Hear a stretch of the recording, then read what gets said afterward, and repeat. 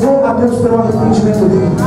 É assim Deus com nós, irmãos. Nós não se podemos pegar o que nós temos todos os dias, mas Deus diz assim, vamos se arrepender de coração para Ele. Eu falo, seja Deus. Irmãos, você pode fazer uma oração no seu lugar, falando para Deus tudo aquilo que você já fez de errado. Fala, Senhor, me ajuda a melhorar. Tem um minuto aí, irmãos. Ora a Deus, irmãos. Ora a Deus, irmãos. Aleluia. Aleluia, Deus. Me ajuda a melhorar. Sozinho não consigo mais. Eu sei, eu sou humano, eu só sei errar. Me ajuda a melhorar. Me ajuda a melhorar. Sozinho não consigo mais. Eu sei, eu sou humano, eu só sei errar. Me ajuda a melhorar. Me ajuda a melhorar.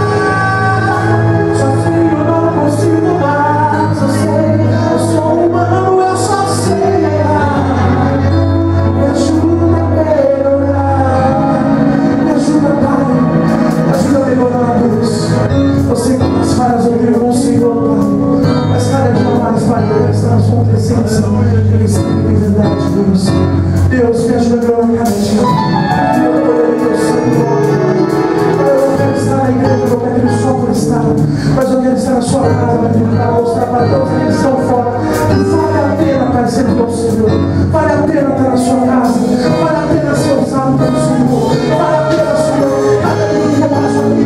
Vale a pena, Senhor, todos os minutos que eu quero para falar com o Senhor. Senhor, vale a pena tudo, meu Pai amado, na tua presença.